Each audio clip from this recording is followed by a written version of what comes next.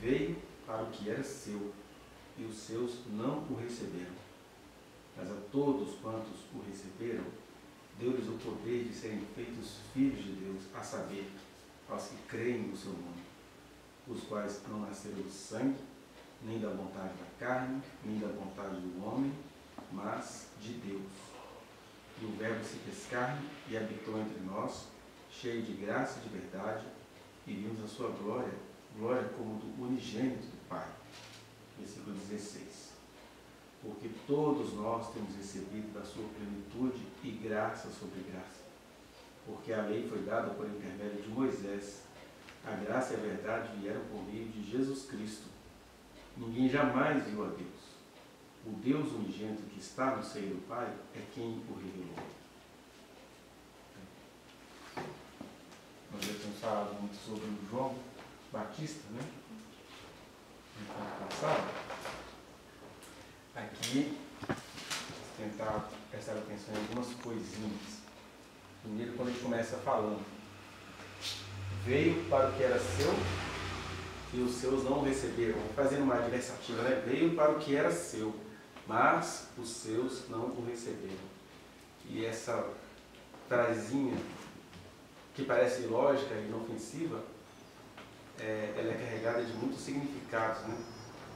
Porque você tem, a primeira coisa aí, aquela ideia que a gente não pode perder de que Jesus é o Verbo, no sentido de que Jesus, além dele ser a revelação de Deus, como é que eu fico sabendo quem é Deus? A gente tem que conhecer Jesus. Onde é que Deus se revela?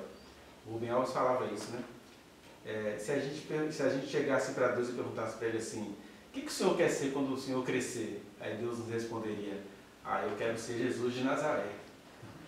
Como é que a gente tem a noção do que é Deus, isso que outras religiões vão chamar de energia motora, de todas as coisas que existem, né?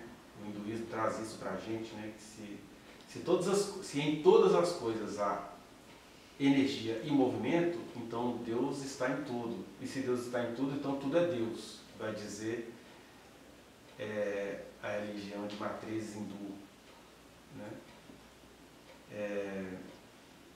Aí o cristianismo mostra assim, olha, Deus está em todas as coisas, mas todas as coisas não são Deus. Ele está para além disso tudo. Mas a Bíblia fala, né? A gente acabou de ler também, que acabamos de ler nos outros encontros anteriores, né? Que nele tudo subsiste. Então, cada pedrinha desse chão aqui, cada cerâmica, essa é cerâmica? Esse piso aqui, tem átomo, né, no interior dos quais existe energia, né, trocas eletrônicas e movimento. Então tudo se move porque ele está em todas as coisas.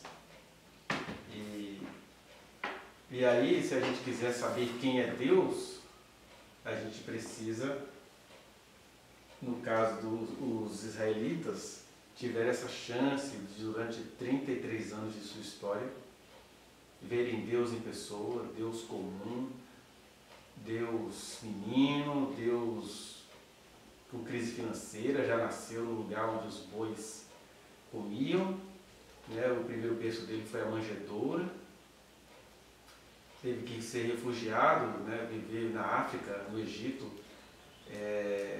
fugindo dos poderosos.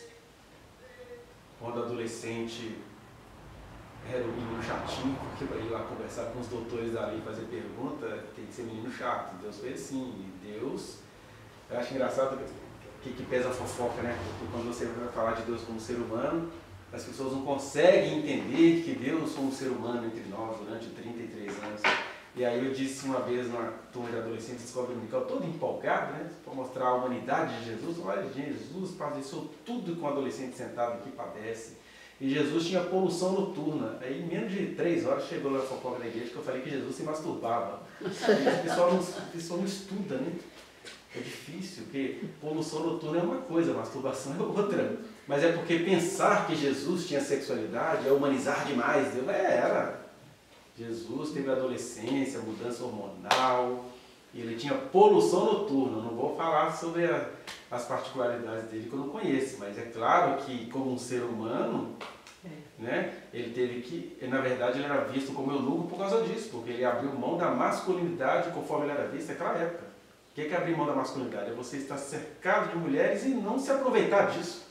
Né? Ah, ele é eunuco, ele é um menos homem. Como assim? Que ele fica perto daquela mulherada da Galileia e não faz nada com elas? Ah, aí você tem várias versões, aí tem uns evangelhos que não se encontram nas escrituras, né? O evangelho de Tomé, o evangelho que eles foram inventando lá no século II, III, que mostra, né, que Jesus tinha um romance com a Maria, irmã de Lázaro, mas isso tudo as pessoas dizem, não é possível que Jesus era cercado dessas pessoas e não se deixava ser masculino ali, porque o homem que é homem tem que ser invasivo. Esse cara, como se diz aí nos rincões moralistas, não tem nem culhão.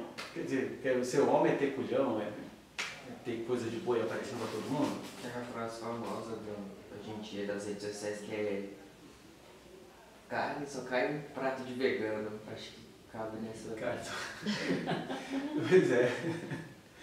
Aí a gente tenta dizer que Jesus ele tossia, né? Ele tinha gases nobres e às vezes, dependendo do que ele tinha comido, não era cheiroso. Aí as pessoas já começam a ficar magoadas porque você está dizendo que Jesus foi tão humano quanto a gente. Se ele comesse uma feijoada ali do Egito, né? Ficou com caroço de feijão oriental no dente e por aí vai. E aí a fofoca que rolou foi, o Alexandre está falando agora isso falando que Jesus se masturbava, e eu custei a entender meses, mas por que tiraram isso? Não é porque eu tinha falado que Jesus teve poluição noturna. E poluição noturna é a adolescência, a puberdade produzindo, né? Um adolescente ele produz 1.200 espermatozoides por segundo. Por segundo é 1.200, então tem que ter um vazamento aquilo, né? E Jesus teve esses fenômenos todos. Tanto é que Hebreus vai dizer que ele aprendeu a passar pelas coisas, sofreu por meio de muito clamor e lágrimas, porque deveria ser muito difícil ele ter de se dedicar ao ministério com a humanidade inteira, chamando assim, seja humano, seja humus, seja homem, seja invasivo, não deixa passar, né? Tem estratégia, como é que você vai ser um líder conhecido na humanidade inteira se você ficar nessa coisinha aí de ser bonzinho com todo mundo, as pessoas são terríveis, elas vão te trair, elas vão te matar, já sei disso tudo, mas eu estou aqui para isso. Então, o verbo é essa mensagem na personalidade dele e também na questão linguística, porque a gente tem aqui uma questão linguística, quando o texto fala assim que veio para o que era seu, mas os seus não receberam. Não interessa se João tinha consciência do que ele estava escrevendo. Interessa que a humanidade é a pura manifestação do inconsciente. Então o cara está escrevendo aqui, ele não está tendo nem noção do que ele está falando. E ele sem perceber, porque a gente comete as gafas inconscientes no bom sentido e no mau sentido. Né? Inconscientemente o Newton estava lá tentando entender os fenômenos da natureza, entendendo por que as coisas caíam, não flutuavam. Ele não planejou aquilo, mas ele se deixou levar por aquela situação. E o João aqui estava escrevendo depois que o amado da alma dele já tinha ido embora, ele não quis se casar com ninguém, não quis saber de nada. Aí foi rememorar e aí ele comete essa gafe no sentido positivo, porque ele mostra que as escrituras elas são inspiradas, mas elas não são inerrantes. Assim, isso é quase uma idolatria se falar isso para os evangelhos, né? Fala que na escritura contém erros. Contém erros no que ele está escrevendo.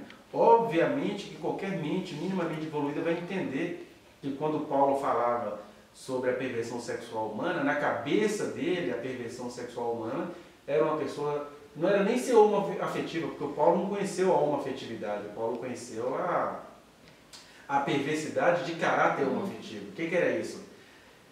Eu sou homem, então eu invado a vida de mulheres e invado a vida de homens. Então vem pra cá, se é canhoto é meu, é magrelinho é meu. No Brasil tem um livro da época do realismo chamado Bom Crioulo, esqueci o nome. O Bom Crioulo é mostrando assim que ele era o crioulo, um ser sexuado que pegava o grumete, um soldadinho magrelinho que tinha no exército.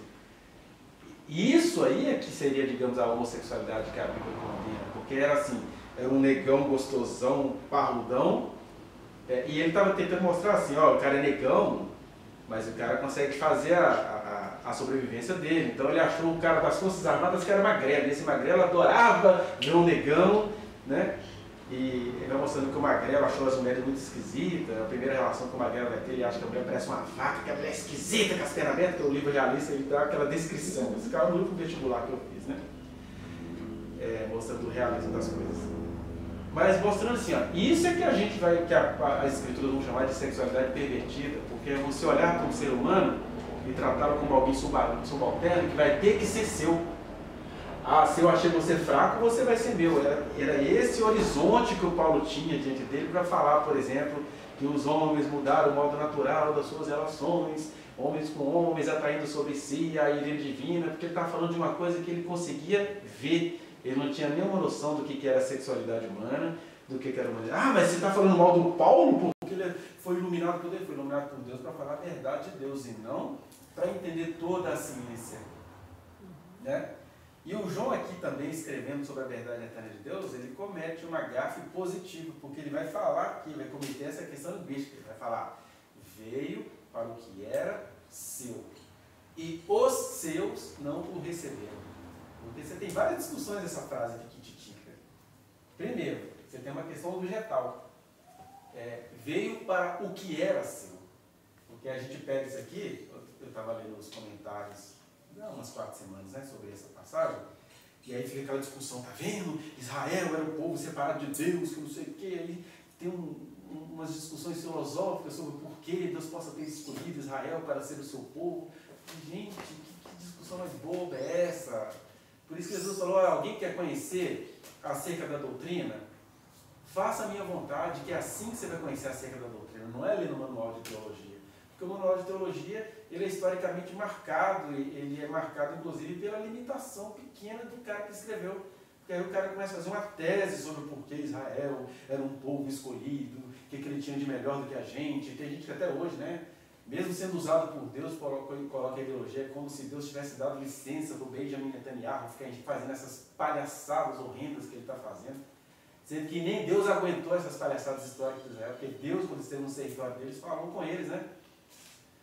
Vocês são filhos do diabo, vocês são seres insuportáveis. Por isso que ele foi morto, porque ele criticou Israel como ente, como um povo que se pensava de Deus, mas só fazia as caretas do diabo, como estão fazendo agora. Aí, não fala mal de Israel não, que isso vai atentar. E aí, do ponto de vista histórico, Deus tem um compromisso com aquele povo que nunca ligou para ele. Que é, por exemplo, se o Irã está tramando contra Israel, o Irã vai se dar mal. Não adianta. Agora, você entender que o Irã vai se dar mal no que ele está tentando fazer contra Israel, não é nenhuma ata que você assina embaixo para Israel fazer o que eles estão fazendo com os palestinos, porque os palestinos nem se encontram na profecia. O palestino não deve nada a Israel. Né? Israel não tem mais nenhuma promessa territorial a ser cumprida, porque eles anularam todas as promessas territoriais. O que Deus tem que cumprir com Israel, ele está cumprindo. Que é, sabe aquela terra que era de Canaã? Dei para vocês. Só que vocês transformaram a terra de Canaã no inferno. Aliás, a nossa palavra inferno, ela vem exatamente dos territórios de Israel, né? No vale do filho de Inom, que foi sendo chamado de Ge-Inom, que depois foi chamado de Geena, que passou a ser sinônimo de inferno. O que acontecia na Geena, no vale do filho de Inom? É um lugar que Israel, nem foram os cananeus, Israel construiu um lugar, eles colocaram tantas estátuas de Moloque ali, e eram estátuas ocas, né? De maneira que os primogênitos aqui do sexo masculino iam ser sacrificados para Moloque. Aí era tanta criança sacrificada, era tanto clamor, era tanto grito, e aí aquilo que Deus tinha falado lá em Êxodo, né? O fogo arderá continuamente sobre o altar, não se apagará, que era o que o sacerdote tinha que ficar fazendo. Foi no vale do Ge-Inom que o fogo não parava de apagar, porque todo dia, o dia inteiro, tinha criança sendo sacrificada lá. Aí Deus começa a usar os jeremias e fala, olha, não tem jeito, isso aqui é só destruindo tudo e fazendo uma outra coisa. E aí continuou o lugar conhecido como a Geena, o inferno, o vale do filho de Inom, porque o Inom sacrificou seu filho ao Baal, né, na verdade o Moloque, que era a divindade mais babilônica do que a cananeia. E as crianças todas, então os pais, quando tinham um filho mais velho, de sexo masculino, eles ficavam naquele tesão espiritual de ter que levar lá no filho de Inom para oferecer, porque acham que Deus gosta assim. Deus só vai me abençoar se eu der a ele o meu filho. Ah, Deus já pediu para Abraão o Isaac, como é que ele não quer o meu filho? Então eles começam a criar essas justificativas psicológicas, de maneira que a palavra inferno, como a gente entende hoje, né, antes do Dante, da Divina Comédia, veio lá do Vale do Filho de Hinon, da Geena, que a Grécia começa a chamar de Geena, né? E aí, Deus dizendo para Israel, olha só, vocês fizeram a terra que eu dei a vocês, viraram o inferno. A palavra inferno sai daqui. E aí o povo continua sendo escolhido por Deus. Não é porque eles são melhores do que nós, eles foram escolhidos por Deus para ser uma mensagem. O verbo não ia se fazer carne neles. Então eles foram o povo escolhidos para abrigarem o verbo eterno durante 33 anos. Mas eles nunca deram valor a nada disso. Olha, até hoje. Israel é famosa por causa do verbo rejeitado, mas eles não gostam não. Existem até projetos lá para se proibir, que fiquem falando de Jesus lá no território de Israel. Eles são um estado laico, não querem que fique falando disso, mas ao mesmo tempo, como é que eles vão fazer com o turismo, né? Esse Galileu rejeitado é tudo lucro para eles. Então, o texto fala assim, veio para o que era seu, e os seus não o receberam. Ele está trazendo um caráter objetal aí, independente da consciência que o João tinha dito que ele está escrevendo. Porque, primeira coisa, todos os que Deus fez são de Deus. E todos os que Deus fez nunca estiveram restritos aos territórios de Israel. Né? Aí quando o João fala que veio para o que era seu, ele está querendo dizer o seguinte, olha, Israel foi um estado, ou uma nação, ou um povo, ou uma etnia estabelecida por Deus, porque eles têm uma vocação histórica de carregar uma mensagem. É só isso. Porque já no Deuteronômio, Deus fala com Israel, você não fica pensando vocês, se só vocês são meu povo, não. Por exemplo, o Monte Seir, eu dei a Esaú. Esaú não vai prevalecer historicamente falando como vocês vão prevalecer, mas o Monte Seir é dele. Igual eu dei a vocês o Monte Sinai, o Seir é dos descendentes de Esaú. Né? Até uma vez foi isso que matou o rei Josias, que foi um dos reis mais fiéis da história de Judá, quando o reino já estava dividido. E aí o faraó fala para o rei Josias assim, olha, eu preciso guerrear contra, acho que é a Síria, preciso guerrear contra a Síria, e Deus falou para você não se meter nisso. Aí o faraó, o Josias disse, o faraó está pensando o quê? Que Deus está falando com ele, não fala comigo? Aí o Josias foi se intrometer na guerra entre Egito e a Síria, e aí fala que nisto, né, o Josias morreu. Porque estava tão santo, tão santificado, tão cheio de Deus, depois você começa a ficar cheio de si. Não, Deus me abençoou. Depois de 400 anos sem fazer a Páscoa, eu que fiz a Páscoa, eu paguei o preço, e agora Deus vai deixar o Egito fazer uma guerra contra o outro rei sem a minha presença? Ele falou, vou morrer. Né? Porque o faraó falou para ele, Deus disse para você não ir comigo, você não vai atrapalhar. Aí ele foi para a glória. Porque Deus também vai ficar negociando com seus consagrados servos que pagaram muito preço e não pode ouvir uma palavra contrária de Deus. Né? Mas isso não faz o Josias um rei mau, né? Ele foi um rei bom e deu a bobeira lá na hora da morte. Né? Como todos nós damos as nossas bobeiras imperdoáveis. Então, desde o Deuteronômio, Deus fala com Israel que Deus tem um compromisso com eles histórico, mas isso não quer dizer que só eles é que são povo de Deus. Porque Deus diz para Abraão, e Israel não consegue entender isso, em ti serão benditas todas as famílias da terra. Então Deus não tem um compromisso com aquele território sozinho, não. Aquele território tem um compromisso histórico. É a vocação. É vocês que vão embalar o Deus vivo que vai pisar na cabeça da serpente. Agora, eu estou falando com todo mundo o dia inteiro. Enquanto Deus estava lá sendo Deus humano na Galileia, Deus estava falando com gente do mundo inteiro. Tanto é que quando Deus nasce na Galileia, né, em Belém da Judéia, melhor dizendo, Deus vai falar com os magos, Deus vai falar com os desinformados pastores, Deus vai falar com os velhinhos pé na cova. Deus não falou com ninguém das oficialidades do povo histórico. Né? E o povo histórico nunca conseguiu ver Deus em Jesus. Lucas registra isso, né? Em Lucas capítulo 4, quando Jesus vai pregar aos seus, e aí ele começa, né, sentado com os ritos, né? leu a parte do rolo do livro que fala que o Espírito de Deus está sobre mim, porque o Senhor me ungiu para ser ministro, aí entrega o rolo para o sacerdote, quer dizer, todo luterano, né, Jesus, todo ritualizado, porque ele, como ser humano, ele tinha que passar pelo seu tempo, espaço, pelas suas características culturais. Ele era judeu, tinha que andar com kippah na cabeça, e aí ele todo ritualizado. Aí quando ele fala assim, hoje está se cumprindo esta palavra, aí pronto, acabou o culto. Ah não, lá vem ele causar. Aí alguém levanta lá, médico, cura-te a ti mesmo. Você está falando aqui que aqui está se cumprindo a palavra, você não tem nem para você vir falar para a gente? Aí ele fala, certamente vocês vão me citar esse provérbio, médico, cura-te a ti mesmo.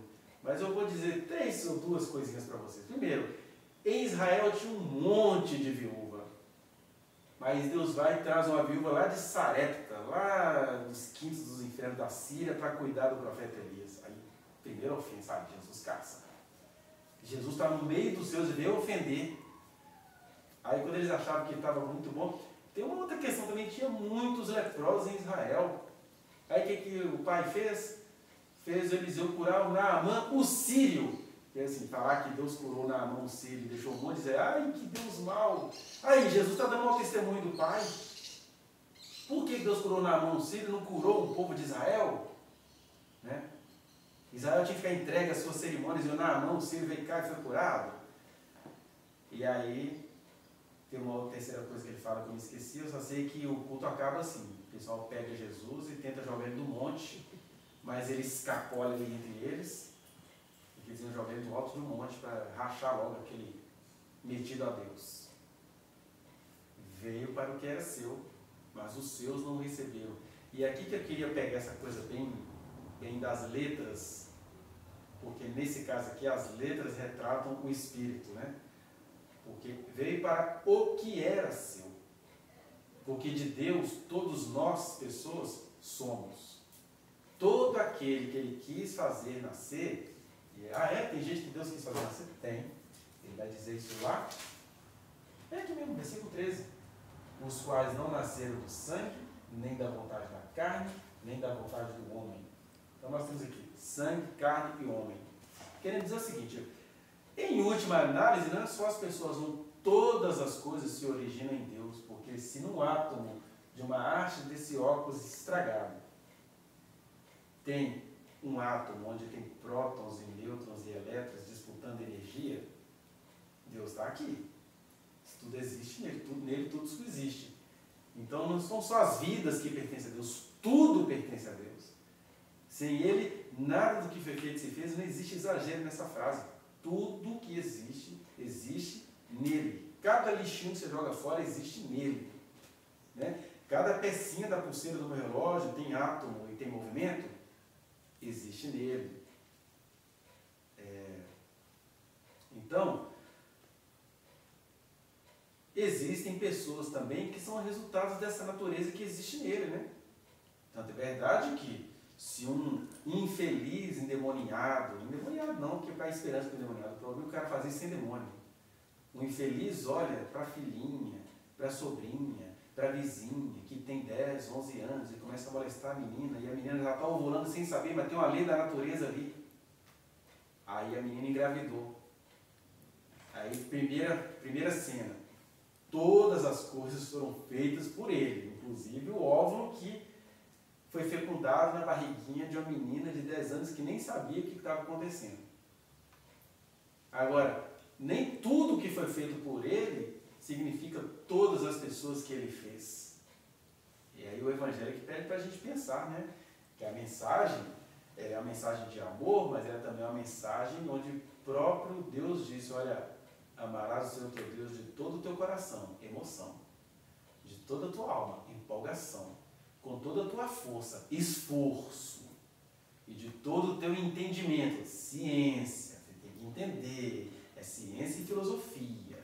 É claro que só isso não vai definir a salvação de ninguém, mas quem é salvo e não passa pela ciência e pela filosofia, é uma salvação de chifre. Deus deixou essas coisas para a nossa liberdade, mas se alguém fizer a vontade dele, conhecerá acerca da doutrina, inclusive nos seus aspectos filosóficos e científicos. Porque aí você assim, gente, vai fazer igual o Santo Agostinho, né? Eu estou entendendo isso aqui. Aí o Santo Agostinho escreve um texto maravilhoso sobre o tempo, né? Que a adoração dele fez ele descambar na ciência e na filosofia. O melhor texto sobre o tempo que eu já li, né? Que nenhum filósofo escreveu igual ao teólogo de Santo Agostinho. E aí aqui a gente precisa ir para a ciência e para a filosofia, porque veio para o que era seu e está dizendo assim, eu criei um povo, eu criei uma situação histórica, eu criei determinados critérios, mas não quer dizer que todo mundo que esteja nesse povo seja meu. Né? Isso vale, por exemplo, quando Jesus fala para os apóstolos assim, vocês ouviram desde o princípio que Deus juntou, né, o homem e a mulher, falando que os dois na sua carne. Portanto, aviso, o que Deus ajuntou, não separe o homem. E aí Jesus está falando de um casamento na maneira objetal, dizendo que o casamento foi algo que Deus criou. Mas você reconhecer que Deus criou o casamento, está longe de significar que foi Deus quem ajuntou as pessoas casadas. Essa é a primeira coisa. Segundo, está longe de significar que todas as pessoas casadas têm de ser heterossexuais. Terceiro, está longe de significar que o casamento heterossexual tem que ser um homem explorando uma mulher. Por aí vai. Então, você tem duas formas aí. Primeiro, Deus inventou o casamento. Segundo, não quer dizer que todo mundo que é casado foi Deus que ajuntou. Porque o fenômeno do casamento foi Ele quem criou. Ele fez o homem ficar sozinho, necessitando de alguém, ao contrário da natureza, onde os machos e fêmeas já se cruzavam. Ele fez uma mulher vir depois para ela ser a alegria do homem, não serva do homem. Né? A gente inverte as coisas porque a gente é perversinho na nossa leitura. Mas quando Deus deixa um homem sozinho, Ele está dizendo assim, cara, eu fiz você precisar dessa mulher. Aí, não, você veio depois, agora tem me respeito que eu já estava aqui antes. Não, otário, ela foi feita porque você estava muito sozinho. Você não estava entendendo o que você estava vendo, o elefante com a elefanta, o pardal com a pardoca. Você não estava entendendo? Então você precisou dela. Então agradeça a Deus pelo presente, não é faça o presente lamber seu pé, não, imbecil. Só que aí cada um pecou a sua maneira, aí os dois acreditaram na serpente, aí o primeiro se acha o dono do mundo, e a que veio depois começa a adorar aquele que se acha o dono do mundo. E aí ambos, homens e mulheres, absorvem essas frases de um mundo caído. Né? Qual é a função do marido? Rei, profeta e sacerdote no lar. Ai, que blasfêmia! Né? Porque essa hierarquia não deveria existir entre marido e mulher. Cada um tem uma nuance de sentença na vida do outro. Então, primeira coisa, Deus criou o casamento. Segunda coisa, não quer dizer que todo mundo que se casou foi Deus que ajuntou, não. Por isso que ele fala, o que Deus ajuntou, não separa o homem. Tem coisas que Deus ajuntou que são até absurdas, né? O homem não consegue separar, não. Agora, o que estava acontecendo no caso de Israel? Israel estava fazendo uma banalização com o que Deus tinha juntado e fizeram uma banalização de maneira muito elegante, né? Bom, já que nós não podemos separar, não podemos adulterar, então a gente pega uma coisa que Moisés escreveu, a gente manda as nossas mulheres embora e a gente casa, estamos legítimos. É o que eu chamo de direito de direita, né? Não, você não tem como provar o que eu estou falando? Tem sim, eu gravei. Ah, isso é uma prova ilegal! Né? Ele matou o Xandão, porque o Xandão, por ser o juiz da causa, ele está precisando investigar e aí ele passou a ser confrontado a partir do momento que ele investiga. Agora eles querem que ele não possa julgar isso porque eles estão tramando contra a vida dele porque ele está investigando. Né? É o direito de direita. E aí, Deus chega e diz isso, olha, eu criei o casamento. Mas, por favor, não faça daquilo que eu criei uma perversidade contra vocês. Eu criei o casamento, não é para ninguém ficar segurando casamento por falsidade. Aliás, quem leva o que eu criei a sério, que foi o casamento, não vai ficar no casamento falso. Quem leva o que eu criei a sério, que foi o casamento, não vai fazer do casamento um negócio. Claro que todas essas coisas têm suas negociações íntimas entre cada pessoa e Deus, entre o casal e Deus, tem várias nuances assim, A gente vê isso muito no casamento de Osés com Gomer. Foi um negócio que Deus criou. Você vai casar com Gomer. E aí o Osés deve ter tido muitos embates com Deus, porque ele profetizava com muita raiva de ter que coçar o chifre e anunciar a palavra. Mas aquele foi um casamento que Deus arranjou. Só para acabar com todo o romance que a gente faz em cima daquilo que Deus ajuntou. Deus criou o casamento e a gente faz uma lambança de todos os níveis com isso. Né? Desde aqueles maridos que a gente vê muito no interior do Brasil, que acham assim, peraí, sou líder da casa. Ele é líder da casa, ele começa a possuir as mulheres e as filhas. As mulheres, porque tem várias, né? Até esse outro que você é minha, e se você pensar em sair debaixo do meu taco, eu te mato. Aí as mulheres, com todos os direitos que têm medo de denunciar porque acham que vão ser mortas mesmo pelo homem. E aí Deus não juntou esse casamento. Né? Então, a ideia de casamento foi Deus quem criou, mas isso não quer dizer que Deus ajuntou todos os casamentos. A ideia, ou um povo histórico para anunciar as questões históricas do reino de Deus, foi Deus quem criou. Mas isso não significa que todo mundo daquele povo pertence a Deus, porque de repente Deus tem entre aquele povo que Ele criou os seus maiores ateus. Aliás, Israel hoje é até uma desonestidade, né, da parte deles, porque é um povo que tem dois tipos de ateísmo. Tem o ateísmo descarado, que é Israel é o país mais laico do planeta, é o país mais abortista do planeta, é o país mais diverso sexualmente do planeta. Então, o aborto lá é irrestrito, toda a questão da diversidade afetiva, performática e sexual não é problema para eles, né? Um povo muito científico, né?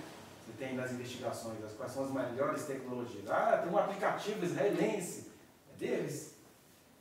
E aí, como sobreviveram ao Holocausto, eles não conseguem acreditar que Deus deixou eles entregues àquele absurdo. Né? E tem um pessoal fundamentalista, que é outra maneira de não crer em Deus. Porque eles não creem em Deus, eles creem nos fundamentos que eles criaram na cabecinha deles. Né?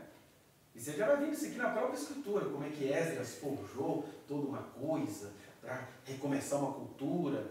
O Esdras está errado no que ele fez? Não. O problema é que o pessoal fixa-se ali, né? Não, o Esdras, o nosso amado Esdras, ele que recolheu os judeus do mundo, a gente vai ficar aqui. Aí eles ficam, parece que o pessoal que mais tem descendente, que eles conseguem detectar, é a tribo de Benjamim, né? Os benjamitas conseguem seus rastros genealógicos, então eles não acreditam em Deus, eles acreditam na genealogia deles, eles acreditam nos fundamentos deles, eles acreditam nos dados históricos que eles têm na Torá, né? João não vale nada para eles, é só até os escritos, né? Então, é outra forma de você não crer em Deus, que a gente vê isso muito entre os nossos irmãos. As pessoas já não creem em Deus há muito tempo, mas elas acreditam na Santa Ceia, elas acreditam no batismo, elas acreditam na tradição, elas acreditam no estatuto da igreja. Aí, como o João dizendo assim, olha, o que era dele, ou seja, o que ele fez para ser dele no tempo e espaço, não o aceitou. Mas, para além do que é dele, existe quem é dele. Ele teve que lembrar isso ao profeta Elias. Você é meu e o ministério que eu criei para você também é meu. Mas você não está sabendo? Em Israel eu reservei para mim 7.000 que não se dobraram a Baal. Você, como você tem um ministério que eu te dei, os corvos estão trazendo carne para você, você está vendo água sair do ribeiro, mas você não está sozinho, não. Tem gente que não teve corvo levando comidinha, e nem tem água, eles estão passando sede, comendo pão seco, mas eu separei, eles nem sabem disso. Eles não se prostram a Baal. Por quê? Tem o povo de Deus, que é o quê? E tem as pessoas que buscam Deus, que são os quem são.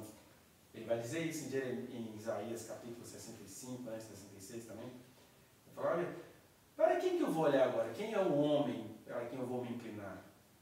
É aquele que guarda os meus mandamentos e treme da minha palavra. Então, aquele que invocar o meu nome, porque eu não tenho mais compromisso com esse povo que eu criei como povo, Não tem compromisso com ele, mas todo aquele, seja em Israel, seja no Cazaquistão, seja nos povos aborígenes, seja nos tupiniquins, todo que me clamar, esses são os meus filhos. A todos quanto receberam, deu-lhes o poder de serem filhos de Deus. Porque teve um povo, que é o povo que Deus escolheu. Um ministério. Uma viagem histórica. Agora, as minhas pessoas, elas não estão só em Israel, não. Seria pobreza demais da minha parte eu criar tantos seres humanos e ficar me ocupando de Israel. Israel tem um compromisso ministerial e histórico com eles. Agora, os indivíduos de Israel não conseguem achar graça em mim, não. É igual atualmente, você pratica dois tipos de ateísmo. O ateísmo do fundamentalismo e o ateísmo do liberalismo científico e teológico. E aí ele dá essa formulação para a gente, olha, existem entre vocês aqueles que são criados segundo a vontade da carne, segundo a vontade do sangue, segundo a vontade do homem. E isso, gente, aqui a gente poderia ir para tantos assuntos perigosos, né? Mas assim, quem conhece a Deus, não banalizando a luta das pessoas que não conhecem a Deus e vivem como podem, fazem o que podem, o que conseguem entender, mas individualizando a questão, é de estranhar, por exemplo, uma mulher cheia do Espírito Santo, que ela vai gastar toda a fortuna dela tentando fazer fertilização in vitro. Isso não tem nada a ver com o que estão tentando fazer lá no Congresso, querendo proibir a fertilização in vitro. Não, a gente não vive num mundo eclesial. As pessoas têm o direito de recorrer ao que elas querem recorrer, elas pagam impostos. Né? Agora, estou dizendo aqui agora de uma questão personalizada. Uma mulher cheia do Espírito Santo, uma mulher que lê a história de Maria, que o anjo apareceu para ela e falou assim, está grávida, mocinha. Uma mulher que lê a história de Isabel, falando, nós, esse menino aí, ó, filho do velhão, ele vai ser aquele que vai preparar o caminho. Uma mulher que lê na Bíblia as histórias de Sansão, que a mulher nem estava pedindo nada, aí o anjo aparece para 2 vezes e fala, olha, você vai ser mãe de um cara que vai meter susto nos filisteus. Uma mulher que estava lá vivendo a vidinha dela, era rica, não estava pedindo filho nenhum. Aí o Eliseu olha para ela e fala assim, você vai ter um filho. Você me tratou tão bem na sua casa, na sua mansão, e aí a gente observou, o meu servo falou que você não tem um filho. Então Deus vai te dar um filho. Aí esse menino vai, adoece, e ela chama o profeta e fala assim, aqui, ó, eu não pedi filho nenhum ao Senhor. Agora ele me tomou o que ele me deu? Aí o profeta vai lá, ora 7 vezes em cima do menino, e o menino ressuscita. Então, uma mulher cheia do Espírito Santo, que deveria ter esse conchavo com a divindade, gastar toda a sua fortuna em fertilização in vitro, é isso que você sai do o que para quem. Né? O que? Gestação foi inventada por Deus. Quem? A sua gestação, aí não, você precisa passar por comunhão com Deus. Você pode falar, igual você vai falar de certa forma, eu não estou afim de ter filho não, mas Jesus falou assim para ela, mas eu estou afim de te dar 3. Vai rolar? E ela se mostrou uma exímia mãe, né? Ela é muito melhor mãe dos nossos filhos do que eu sou pai deles. Ela foi fiel. Isso é a diferença entre o que e quem. O que? Deus instituiu a maternidade. Quem? Não quer dizer que Deus instituiu todas as maternidades. Né? Por exemplo, ninguém aqui que passou pelo crivo filosófico e científico vai conseguir crer que Deus planejou na sua infinita graça e misericórdia que aquele tio daquela menina de 2020 injetasse nela uma criança quando ela tinha de 9 para 10 anos de idade. Ai, aleluia, porque todas as vidas foi Deus quem fez. Gente, tá vendo? É uma palavrinha só que o João está lendo aqui, mas isso é que é o verbo eterno. É a mensagem. Essa é a mensagem que a gente precisa entender hoje. O verbo revelado aqui por João está se revelando aqui para nós agora desta forma. Quem tem fé em Jesus de verdade não vai suportar a criança grávida. Porque Deus criou a gestação, mas Deus botou espermatozoide em barriga de criança de 9, 10, 11, 12, 13 anos, não. Né? Porque ele veio para o que era seu, mas o que era seu costuma não receber. Agora, quem é dele costuma... Ai, gente, eu estou vendo Deus aí. Ai, meu Deus, aqui eu posso perguntar ao Senhor, aqui eu posso colocar ele aqui nessa minha necessidade que ele vai me entender. Porque a gente tem esse receio, né? de que Deus veio ser tão próximo da gente a ponto de discutir essa questão de gestação, de sexualidade, de uma coisa que você está precisando comprar. Estava ouvindo aqui enquanto eu tomava banho a entrevista da cantora Sandrinha, né, que fez parte da minha infância. Então é muito legal você ouvir alguém que você admirava muito na sua infância. Aí ela explicando lá porque ela tem uma dicção. Eu falava assim, essa menina tem um português tão correto, ela contando das sessões de tortura linguística que ela colocava ela, né? Ela tinha que gravar a música assim 30 vezes, porque não adiantava assim, glória a Jesus, glória a Jesus. E ela com 4, 5 anos tinha que gravar assim, com essa dicção perfeita. E ela contando que aquela música Anjos Voando Nesse Lugar, que fez sucesso primeiro, foi com ela, não foi com o padre Marcelo, né? E ela falou que ela nem sabia disso. Ela começou a cantar nas igrejas e o pessoal falou assim, olha, você tem que gravar essa música, mas aí quando ela ia tentar gravar, ninguém deixava ela gravar a música, as pessoas não se interessaram, ela tentou colocar a música para tocar nas áreas da Universal. Não, a gente não toca esse tipo de música aqui não. Aí o pai dela teve uma ideia, olha só, isso tudo é porque tem o que é de Deus e tem quem é de Deus. Aí o pai dela falou assim, desculpa, o nome é analfabeto. Vamos fazer o seguinte, nós vamos gravar uma propaganda de livro, de algum produto, e a gente põe você cantando a música Anjos Voando Nesse Lugar no fundo. Aí a gente põe na rádio. Aí começou a tocar a propaganda na rádio, aí a rádio começou a receber ligações assim, a gente quer ouvir essa música que está no fundo da propaganda. Então eles estavam fazendo uma propaganda, sei lá, de flores, de buquê, não sei o quê, mas as pessoas começaram a pedir a música. Aí quando ela foi ver, as rádios do país inteiro tocando a música Anjos Voando Nesse Lugar, e aí ela não pagou nada para tocar nas rádios, virou um sucesso de venda, tudo quanto é coisa, mostrando assim, aquela menina espontânea que talvez não recebeu nenhuma profecia do que seria, diferentemente de Mara Daveira, que recebeu uma profecia e ficou até os 23 anos de idade cantando freneticamente. Porque existem coisas, objetualmente, que Deus fez. Deus pode ter criado essa comunhão aqui, mas a tensão que a gente tem que viver diante do verbo eterno é: eu estou sendo o que Deus fez e estou sendo quem Deus quer? Porque a mensagem para nós é essa: veio para o que era seu, mas os seus têm por costume não recebê-lo. E aí você fica igual os sacerdotes quase de todo o Antigo Testamento. Os meninos nasceram carimbados, vai ser sacerdote na casa do Senhor, levita na casa do Senhor. Mas eles odiavam aquilo, eles detestavam aquele negócio. Aí é Deus vindo para o que era seu, mas os seus não gostam daquilo. Né? Aí o que Deus faz? Não, beleza. Vocês não conseguiram cumprir o chamado de sacerdote de vocês? Pois haverá dias em que derramarei do meu Espírito sobre toda a carne. Não vai ser só sacerdote mais não, vai ser filhos e filhas, servos e servas, vai ser jovem, vai ser criança, todo mundo vai falar no meu Espírito. Aí os sacerdotes ficaram com muito ódio e muita inveja daquilo que eles nunca gostaram. Porque quem é que vai perseguir o apóstolo Paulo? Os sacerdotes. Né? Ai, mas e aí? Mas circuncidou? Aí o Paulo desabafa na cadeira, devia errar logo a Bíblia da circuncisão e levar tudo de uma vez. Eles estão muito preocupados com a coisa circuncidada, né? Então, veio para o que era seu, os seus não receberam. Existe um povo histórico que Deus chamou. Mas independentemente desse povo histórico, tem um povo que Deus fez, que não é feito da vontade da carne, não é feito de estrategismo de guerra, não é feito de controle do Estado. Né? Por exemplo, os estados têm o seu direito de fazer o seu controle populacional. A China, até um pouco tempo atrás, as pessoas só podiam ter um casal de filhos.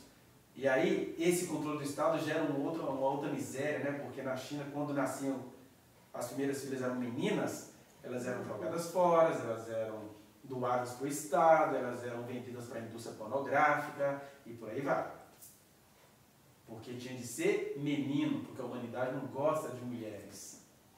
Né? Seja num país comunista, seja num país liberal. A humanidade não gosta de mulher. E aí, as mulheres não gostam de mulher. Que é essa maldição do Éden, né? A eterna contenda entre a serpente e a mulher. Mas o ruim é quando você vai vendo seres humanos agindo assim, né? Como serpentes uns contra os outros. E aí, Mesmo com a China fazendo o que ela podia fazer como Estado, tem gente na China que nasceu não segundo a vontade da carne, nem segundo a vontade do sangue, nem segundo a vontade do homem, mas de Deus. E aí você começa a ver, né? E Deus tão disfarçado, por exemplo, essa semana eu estava vendo aquela Sâmia. Aí Deus fala assim, que me interessa se essa mulher é ateia? Que me interessa se ela é uma socialista, ateísta, que realmente não dá para ser um socialista não ateísta num país onde quem diz que crê em Deus está atentando contra os direitos, né? Agora, de acordo com o projeto das deputadas, se a gente tiver que escolher entre a vida da mãe e do bebê, a mãe que morra. São mulheres ditas cristãs, conservadoras, de direita, que estão votando nesse projeto. Deve estar ganhando muito dinheiro para fazer isso, porque na vida delas isso não vai acontecer, né? Mas aí a senhora olha para isso, ela não consegue acreditar em Deus, porque a pessoa, assim, como é que Deus não mata logo essa Júlia Zanata, então, se ele existe? Está deixando essa praga, essa mulher fazer isso contra a gente. Mas ela não vai dizer isso dessa maneira, ela vai falar assim, aí ela vai lá e solta a teoria dele. Gente, meu Deus, vê se Deus precisa de mim nesse lugar, ele já tem a Sâmia, né? Ele já tem o Glauber. Ah, mas eles têm uns negócios lá, ah meu Deus, e essas mulheres que estão querendo ver mulher morta no lugar de bebê, de festa, elas têm o quê? Então, independentemente das decisões humanas, Deus tem os seus. Essa é que é a mensagem do Verbo Eterno. Não tem essa categoria de, ai, mas é porque Israel é um povo especial. Que povo especial? Acabou, acabou. Eu tenho que olhar para Israel com a reverência histórica, porque eu sei que Deus tem um conchavo com eles ainda do ponto de vista histórico. Mas eu não tenho nenhuma inveja do que eles fazem, do que eles são, de que eles querem, porque eu sei que eu sou de Deus, porque ele está dizendo, ó, saiu de Israel e foi para onde? Versículo 12. Mas a todos quantos o receberam, e aqui ele está falando mais de Israel, está falando de todo mundo, de todo lugar, benditos virão. Canta a versão que a Aline Barros fez lá do Rio Som, né? De todo lugar, benditos virão. Teu, tudo é teu. E é tudo mesmo, porque na medida em que eu vou sendo ser humano de Deus, tudo que é meu é dele. Ele vai se dar liberado porque, olha, eu não gostaria que você usasse determinado relógio. Por quê? Ah, só confia em mim. Vai por mim, que uma hora você vai entender. Né? E aí o Deus eterno, que tem tanta coisa para fazer lá fora, de fato, ele chega aqui e começa a se revelar para as pessoas. O que a gente faz? A gente põe... Não, Deus não falou assim comigo. Deus já falou assim com Moisés. Comigo ele não fala, não. Mas o Deus eterno que fala com todo mundo, também quer falar com cada um. É isso que significa, veio para o que era seu e os seus não receberam. A igreja não continua sendo de Jesus? A igreja como ente, como entidade, continua sendo de Jesus. Mas a igreja está envergonhando o nome de Jesus. Mas no meio da igreja ele tem os seus. Né? Igual ele fez com Samuel. Respeita ele, porque ele é um sacerdote que eu vocacionei. Mas eu vou te mostrar o que eu vou fazer com a casa de Eli. Eu vou te mostrar. E aí o Samuel estava lá, dentro do que era de Deus, mas ele é que estava sendo de Deus. Então, a mensagem eterna é isso. As coisas que Deus fez e com quem Deus se relaciona. O casamento que Deus criou e com quais casais Deus está conversando. Né? As instituições que Deus criou, Deus criou instituições, Deus criou o sacerdócio, Deus criou o ministério, Deus criou o chamado, Deus criou o povo de Israel, Deus criou o rito do batismo, Deus criou o rito da ceia, pelo qual nós vamos passar agora. Aí Deus está assim, mas e daí se você toma ceia e você não está sendo conhecido por mim? E daí você cumpriu o seu rito de comunhão eterna, mas você não tem comunhão comigo? Já esqueceu de tudo que eu te falei? Eu não falei que você ia esquecer, mas vai ficar esquecendo até quando? Essa que é a diferença entre veio para o que era seu e a todos quanto receberam, deu-lhes o poder de serem feitos filhos de Deus. Porque isso é um poder. Ser feito filho de Deus é um poder. Porque Israel, por exemplo, não olha para a gente como filho de Deus. Eles estão esperando Deus manifestar para eles. Aí Deus está assim, o problema é de vocês. Porque a todas as pessoas que me receberam, têm o poder de serem feitas minhas filhas. Uns de maneira mais visível, com ministério, né? Com um jeito esquisito de ser, como João Batista, que a gente viu no passado. Outras de maneiras mais disfarçadas, como Samuel Bonfim, como Sigmund Freud. São pessoas que em Deus fizeram tanto bem à humanidade, cada um vai pagar aquilo que consegue pagar diante de Deus. Porque todos somos devedores. E aqui, né, para a gente encerrar, aqui ele vai dizer isso, né? Porque todos nós temos recebido da sua plenitude e graça sobre graça. Ele está falando aqui. Enquanto eles estão lá brigando se eles são um povo eleito ou não são de Deus, todos nós. O que significa todos nós? Cada um de nós.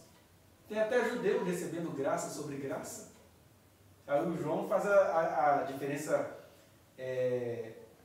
pessoal e circunstancial dele, que ele vai falar, porque a lei foi dada por intermédio de Moisés, a graça e a verdade vieram por meio de Jesus Cristo. Então, até essa divisão aqui já está ultrapassada. Porque a lei que veio por intermédio de Moisés já era a graça de Deus para aquele povo por meio de Moisés. A graça por meio de Moisés vira desgraça quando a gente começa a dividir isso, né? Ah, aquilo foi para Moisés, agora tudo que Moisés falou não serve para nós. Olha, realmente o que Moisés falou, o que ele escreveu não serve para nós. Agora, a comunhão que Moisés teve com Deus, o conchavo que Moisés teve com Deus, a todos quanto receberam, deu-lhes o poder. E por isso que o Paulo vai dizer, olha, vocês estão aí com saudade dessa glória evanescente ou desvanecente, que é assim, uma glória que todo mundo adora até hoje, né? Nossa, Moisés ficou com um rosto tão iluminado que tinha que colocar um véu para o pessoal conseguir olhar na face dele. O Paulo chama isso de glória desvanecente. O que é? Glória boba, glória passageira. É porque foi um rostinho de um homem que ficou cheio de resplandecência. A glória eterna, a glória daqueles que receberam o poder de ser filho de Deus, é essa glória que não tem aparência, mas é glória. Que é a glória do Espírito de Deus em nós, onde a gente pode adorar a Deus face a face. Aí como é que eu posso adorar a Deus face a face? Ele vai dizer, olha, ninguém jamais viu a Deus. Mas quem viu Jesus Cristo viu a Deus. Quem é cheio do Espírito Santo nem precisou ver a Deus, vive Deus. Anda com Deus, percebe como Deus, não sabe pecar porque está aí diante de Deus. Por isso vai ser um desastre em qualquer pecado que fizer. Vai acabar, nem que seja igual a flor de lis, tendo a chance na prisão de ser restaurada pelo Senhor. Não sei o que ela está fazendo com isso, mas que ela recebeu o poder de ser feita filha de Deus, ela recebeu, nem que seja na masmorra da prisão. Porque ainda Deus tendo compromisso com aquele imbecil que lá na favela pegou 52 crianças para fazer sabe-se lá o quê? Aí Deus está assim, levei seu marido. Aliás, você conseguiu matar seu marido, mas eu ainda te dei poder de ser minha filha. Vai se arrepender no cárcere ou não vai? Porque a todos quanto receberam, deu-lhes o poder de serem feitos filhos de Deus. E compreender isso é que é a verdadeira comunhão. Compreender isso é que é a verdadeira mensagem, que é o verbo se fazendo carne, habitando entre nós, cheio de graça e de verdade.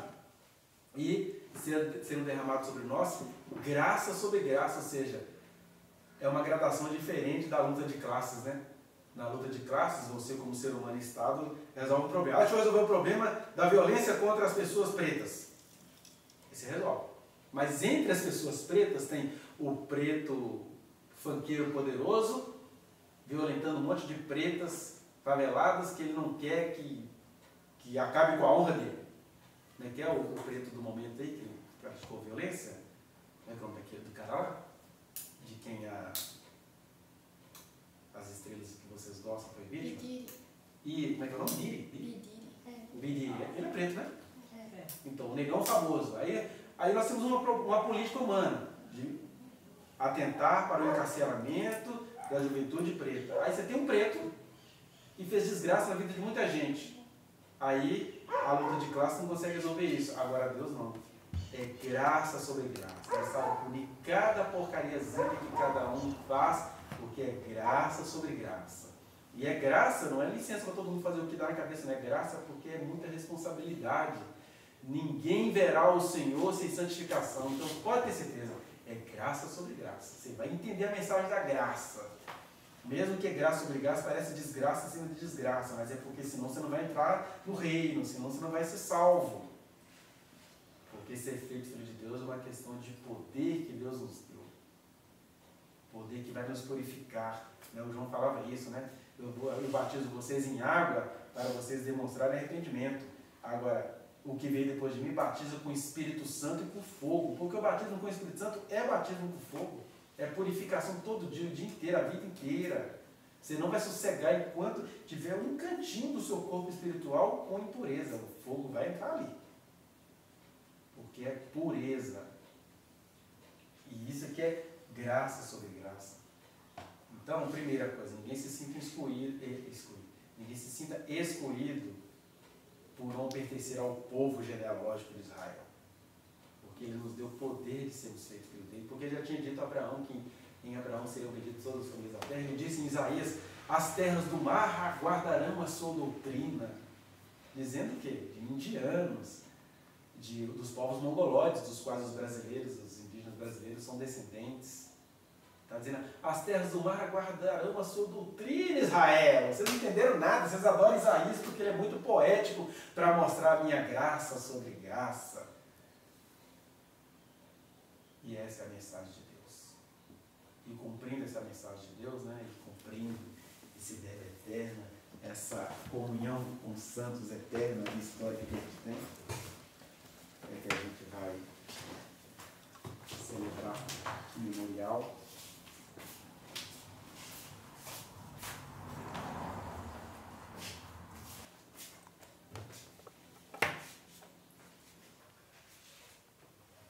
E é isso, gente. Cada mastigar destes elementos significa aquilo que Jesus falou, né? Em João capítulo 6, que ele vai dizer assim: olha, vocês estão procurando o pãozinho, né? O pão que eu multipliquei, mas eu vou falar para vocês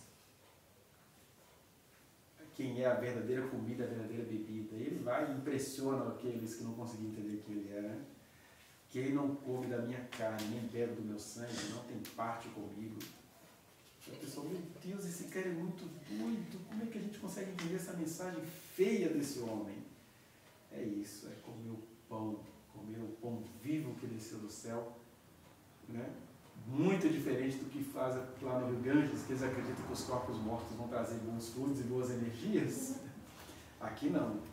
Aqui é um exercício concreto de comer no ato simbólico o corpo de Jesus, as energias de Jesus, a personalidade de Jesus, o caráter de Jesus, e beber o seu sangue que nos purifica de todo o pecado.